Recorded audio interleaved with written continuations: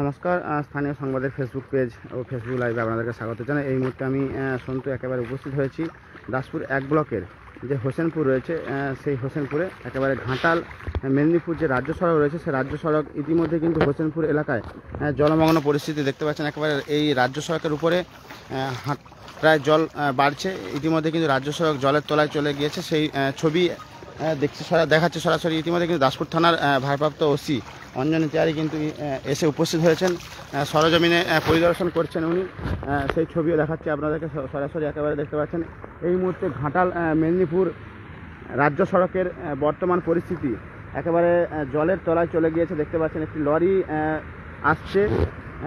প্রশাসন যেটা জানাচ্ছেন যে আর হয়তো কিছুক্ষণ পর এই ঘাটাল মেদিনীপুর রাজ্য সড়কও হয়তো বন্ধ করতে হবে। এটা এই মুহূর্তের পরিস্থিতি একেবারে দেখতে পাচ্ছেন। জল ইতিমধ্যে কিন্তু সামার যে চাঁথাল, রামগড় চাঁথাল, সেই চাঁথাল কিন্তু জলের তলায়।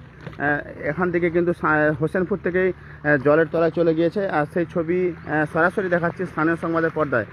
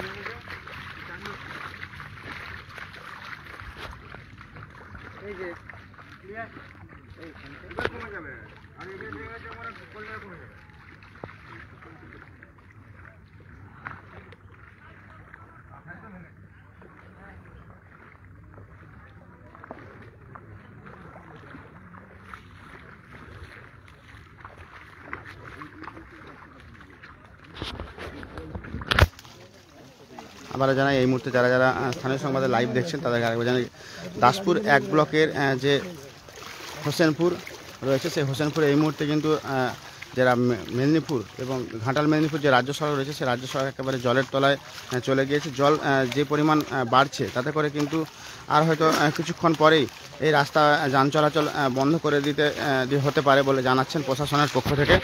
ইতিমধ্যে কিন্তু জল দেখতে পাচ্ছেন একেবারে বাড়ছে হু হু করে। সেই ছবি দেখাচ্ছে অঞ্জনী তিওয়ারি, উনি কিন্তু এসে পরিদর্শন করছেন।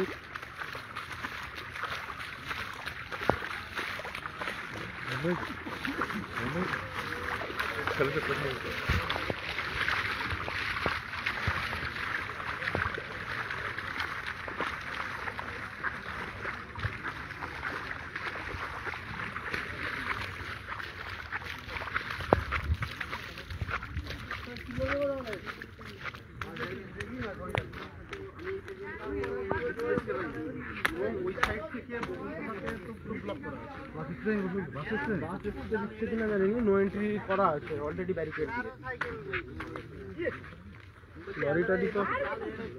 হোসেনপুরের যে মাঠ, সেই মাঠ দেখুন একেবারে জলে থই থই করছে, থই থই পরিস্থিতি।